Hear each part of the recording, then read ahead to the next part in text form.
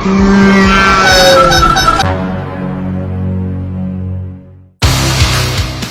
Sobat Nobar, gimana kabar kalian semua? Semoga sehat selalu ya. Dek, motornya masukin dulu, udah malam. Iya.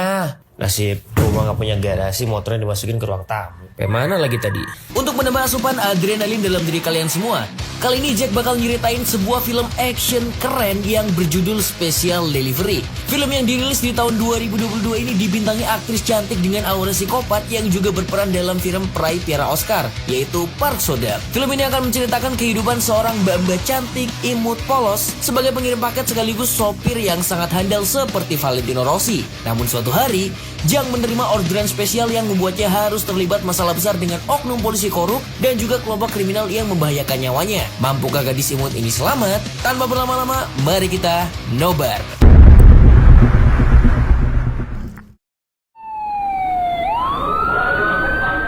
Scene dibuka dengan memperlihatkan 4 orang yang sedang duduk menunggu antrian di sebuah tempat daur ulang mesin. Nama seseorang dipanggil oleh petugas. Ia adalah Jang Eun-ha yang bekerja di perusahaan milik Baek. Petugas bertanya kepada Jang mengapa ia mengambil kembali mobilnya yang sudah butut. Kamu nanya, bertanya-tanya. 값이라도 벌어야죠. Setelah mengambil kembali mobilnya, Jang lantas pergi dengan mobil tuanya.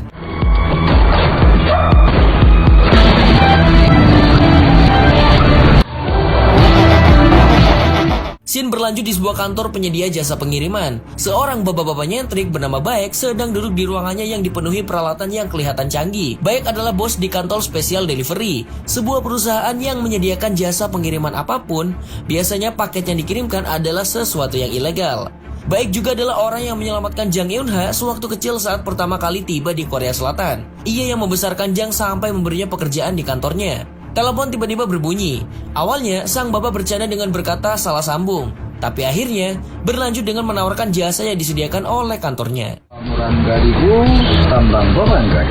Jang Eun-ha memasuki kantor Baek. Ia bekerja di sana sebagai kurir pengiriman paket. Kedekatan mereka berdua sudah seperti anak dan bapak. Mereka bercanda. Baek melarang Jang untuk meminum Hammer karena selain bisa mengganggu misinya, Hammer juga diharamkan dalam Islam. Baek lalu memberitahu Jang tentang misi yang baru saja masuk untuknya.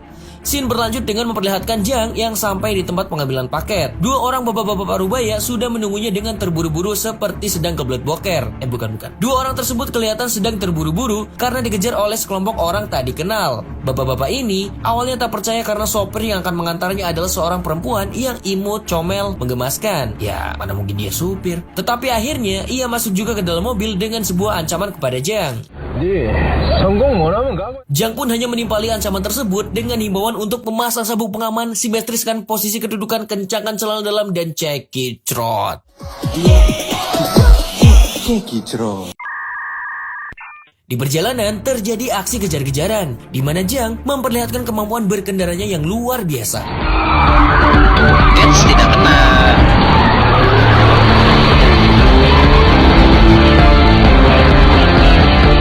Manuver tajam berkali-kali dilakukannya dengan mulus di jalanan yang sempit, menyalip sebuah kereta yang sedang melaju cepat dan...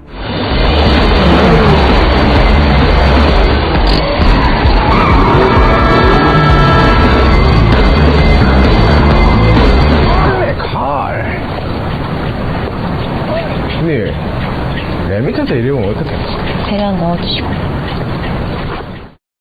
Adegan selanjutnya terjadi di sebuah apartemen. Terlihat seorang laki-laki yang sedang bermain sendirian. Anak kecil ini bernama Kim Seo-won. Kita panggil saja dia Sewon. Lalu dia memanggil ayahnya Kim Do-sik yang diberitakan sedang viral di TV. Berita tersebut mengkonfirmasi perihal kasus perjudian, bukan judi slot kakek Zeus, namun berupa pengaturan skor di sebuah pertandingan baseball. Melihat berita tersebut, Kim segera mematikan televisi agar Kim Seo-won tidak mengetahui kasus yang tengah menimpa ayahnya. Kim Do-sik lalu pergi mengunjungi seorang pembuat paspor palsu bernama Lim Asbak. Rupanya, ia berencana untuk pergi secara diam-diam ke luar negeri menggunakan kapal. Lim bertanya kepada Kim perihal bagaimana caranya ia akan pergi dan transportasi apa yang akan dia pakai untuk menuju pelabuhan. 예, 밝혀주지 않았어요. 대박. 자기 차 몰고 가려고? Lim Asbak menyarankan agar Kim menggunakan jasa special delivery saja karena lebih aman, nyaman, dan tentram.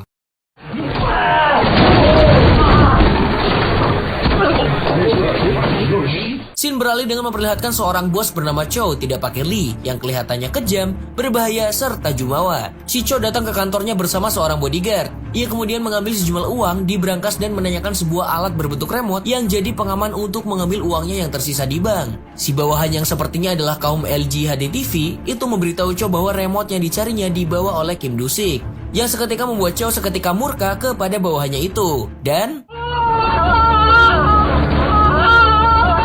kita beralih ke Kim Do-sik sedang di perjalanan bersama Sewon. Tiba-tiba, Chow menelponnya. Ia menanyakan sebuah remote pengaman bank yang diambil Kim. Kim berkata bahwa ia akan memberikan alat tersebut setelah ia dan anaknya pergi dari Korea. Chow yang dengan cengengesan lalu mengancam untuk memburu Kim.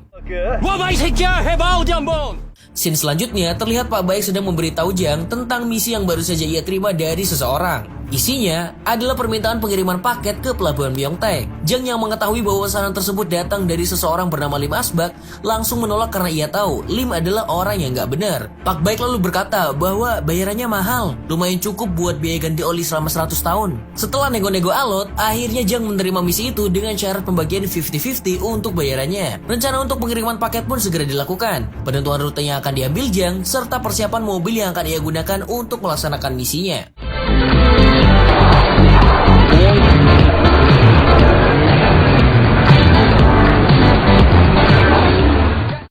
Scene berlanjut dengan Kim Do-sik yang sedang bersembunyi di sebuah tempat bersama Sewon. Mereka berdua sedang menunggu jemputan yang sudah dijanjikan oleh Lim Asbak. Tiba-tiba suara mobil terdengar. Kim yang mengira bahwa itu adalah jemputan yang dijanjikan segera berlari keluar. Dugaan Kim ternyata salah. Kim Do-sik panik luar biasa. Ia melihat tidak ada cara untuk kabur dari Chow. Akhirnya, ia memilih untuk menjadikan dirinya sendiri sebagai umpan untuk setidaknya anaknya bisa kabur.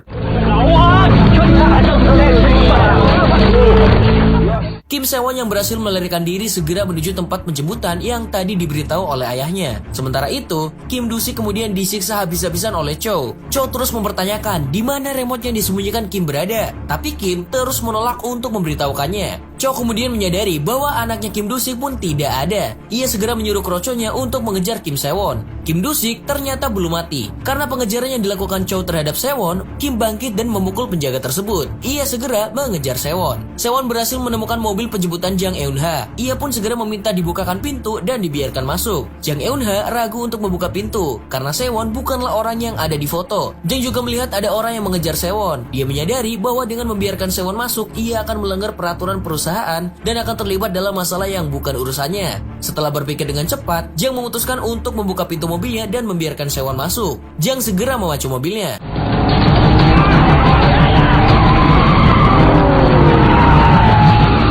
Chow berhasil mengejar mobil Jang. Keduanya berhadapan dan memutuskan untuk saling menabrak dengan kecepatan penuh. Tapi tiba-tiba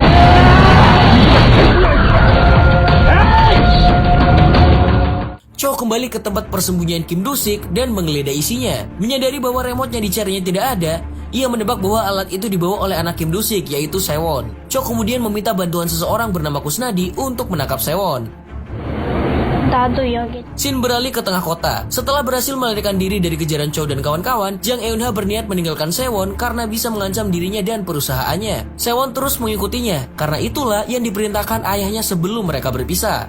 Setelah menelpon Pak Baik, diputuskan bahwa Sewon akan dititipkan kepada seseorang. Jang Eun-ha lalu bertemu dengan orang yang akan merawat Sewon. Melihat gerak-geriknya, Jang merasa curiga terhadap orang itu. Mukanya kelihatan seperti orang mesum. Dia merasa sedikit ragu-ragu untuk meninggalkan Sewon bersamanya. Tapi karena tidak mau terlibat dengan masalah lebih lanjut, ia memutuskan untuk pergi sendirian. 나중에 할게요. 나중에 할게요. Di perjalanan, Jang Eun-ha terus saja kepikiran bagaimana nasib Sewon. Karena perasaan tak tega itu, Jang Eun-ha memutuskan untuk kembali mengambil Sewon. Dia mendapati Sewon sedang disekap dan dipaksa untuk dibobol seorang laki-laki hidung belang. Jang lantas membawa Sewon bersamanya. Scene berlanjut kembali memperlihatkan Chow yang ternyata adalah seorang kepala polisi. Nama panjang Chow adalah Chow Sambo. Ia datang ke kantor dan langsung mengadakan penyelidikan atas kematian Kim Do-sik. Dengan sengaja, ia menuduh Jang Eun-ha yang membunuh Kim serta menculik anaknya Kim Sewon. Chow lantas memerintahkan anak buahnya untuk mengejar Jang Eun-ha. Setelah kembali membawa Sewon, Jang Eun-ha menyewa sebuah kamar hotel untuk beristirahat bersama Sewon. Jang merasa bahwa mereka butuh waktu untuk beristirahat dan bersembunyi untuk sementara waktu. Percakapan terjadi antara Jang dan Sewon. 사는 건 원래 이렇게 힘들어요? Scene beralih ke tempat Lim Asbak. Kusnadi yang merupakan orang suruhan Chow memulai aksi pengejaran Sewon dan Jang Eun-ha. Langkah pertama yang dia ambil adalah mendatangi Lim Asbak dan langsung menghajarnya. Chow ikut bersamanya. Ia meminta Kusnadi untuk tidak membunuh Lim karena mereka membutuhkan informasi darinya. Dengan informasi yang didapat dari Lim Asbak, Chow segera bergegas untuk menuju kantor special delivery dan mengejar Kim Sewon. Di tempat lain, pihak kepolisian berhasil menemukan hotel tempat Jang Eun-ha bersembunyi. Penggerebekan pun segera dilakukan.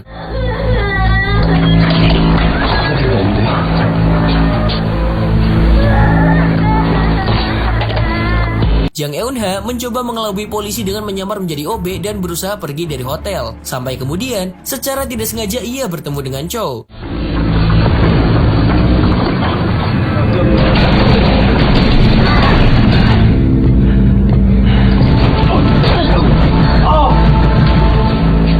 Jang Eun-ha berhasil lolos. Dengan mobil hasil curiannya, ia membawa Sewon pergi. Scene kemudian beralih ke pihak kepolisian yang akhirnya mengetahui identitas asli Jang Eun-ha. Tertulis bahwa perempuan yang hobi ugal-ugalan ini berusia 28 tahun dan lahir di Korea Utara. Hanya itu informasi yang tersedia dalam catatan data dirinya. Pihak intelijen kemudian tiba di kantor polisi dan mulai ikut campur dalam usaha penangkapan Jang Eun-ha. Chow yang merasa khawatir kelakuan busuknya tertangkap, mencoba membujuk agar pihak intelijen tidak ikut campur. Namun di sisi lain, ia melihat usahanya untuk menangkap Sewon dan mengambil remote yang diincarnya akan semakin mudah dengan bantuan intelijen. Ia pun akhirnya menerimanya. Memang licik si Chow Sambu ini. Setelah tadi berhasil kabur dari hotel, Kim Sewon membuka salah satu rahasia yang oleh ayahnya dilarang untuk diberitahukan kepada siapapun.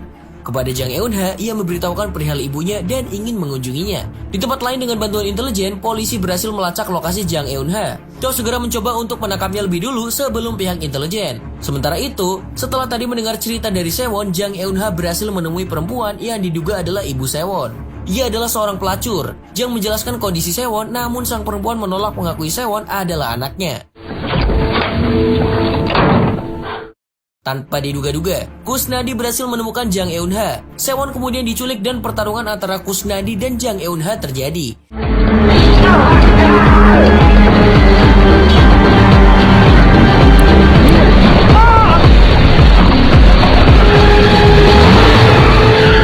Jang Eun-ha berhasil mengalahkan Kusnadi, namun tak jauh dari sana ia juga tumbang.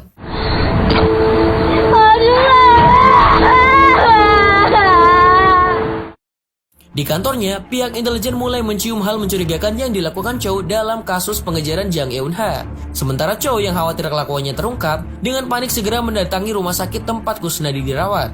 Ia kemudian membunuh Kusnadi untuk menghilangkan resiko bocornya informasi darinya kepada pihak intelijen. Scene pun berlanjut. Jang Eun-ha menelpon Pak Baek. Mereka merencanakan agar Sewon dikirim ke tempat penitipan di luar negeri. Di tempat lain, Chow berhasil melacak lokasi Jang. Ia langsung menuju ke kantor special delivery. Jang Eun-ha yang membawa Sewon akhirnya sampai di kantor special delivery. Di sana, ia dan Sewon beristirahat bersama pekerja special delivery yang lain. Tak jauh dari sana, dalam aksi pengejarannya Chow merekrut segerombolan preman kampung untuk membantunya menangkap Sewon dan Jang Eun-ha. Dia menjanjikan hadiah yang besar bagi siapa saja yang bisa menangkap Jang Eun-ha dan juga Sewon. Kisah berlanjut dengan memperlihatkan pihak intelijen yang sedang memeriksa TKP kematian Kim Do-sik. Di sana, mereka menemukan jam tangan Sewon yang memiliki perangkat perekam suara. Di dalamnya terdapat bukti kelakuan busuk Chow. Pihak intelijen langsung memburunya. Chow dan kelompok preman kampung yang dibawanya tiba di kantor special delivery. Pak Baek langsung dijadikan bulan-bulanan Chow demi mendapatkan informasi di mana Jang Eun-ha dan juga Sewon berada. Pak Baek tentu saja menolak untuk memberitahu. Salah seorang pekerja special delivery yang mendengar suara keributan langsung menyembunyikan Sewon ke dalam bagasi mobil. Namun salah satu preman kampung berhasil menemukannya. Si preman segera membawa Sewon kepada Chow. Chow sudah merasakan kemenangannya. Kunci untuk mengambil uangnya di bank yang dicarinya mati-matian akhirnya bisa terbuka. Namun tiba-tiba Jang datang tepat waktu. Ia melihat Pak Baek yang terkapar membuatnya murka sekaligus sedih. Dengan air mata yang masih berurai, ia kemudian secara membabi buta menyerang Chow dan kelompoknya sendirian.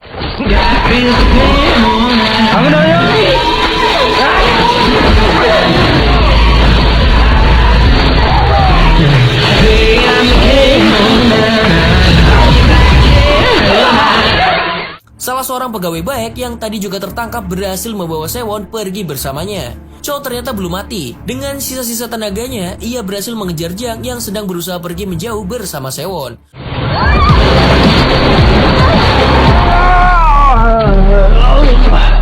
Adu bacot pun terjadi. Chow menembak Jang dan Jang menusuk Chow dengan obeng andalannya. Mereka berdua mengalihkan pertempuran darat ke dalam air. Saat berusaha menyelamatkan Sewon dari dalam air, Chow yang sepertinya ogah mati sendirian menangkap kaki Jang untuk ikut tenggelam bersamanya. Syukurnya, Sewon berhasil selamat. Tim intelijen akhirnya sampai dengan sangat terlambat ke tempat special delivery. Tim Sewon berhasil diselamatkan, tetapi copet dan Jang tidak ditemukan.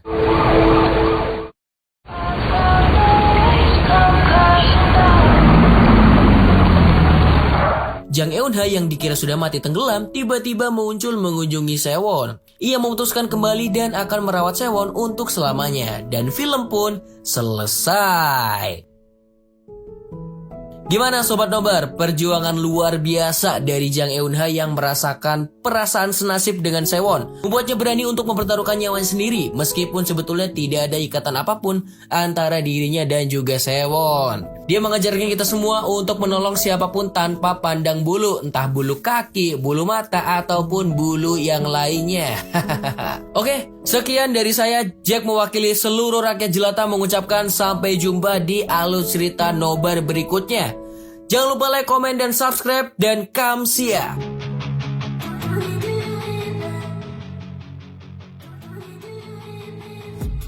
I've been dreaming on in my head like I've seen it. A life worth living is a life with meaning. I'll do what I love till my heart stops beating. I'm feeding this demon.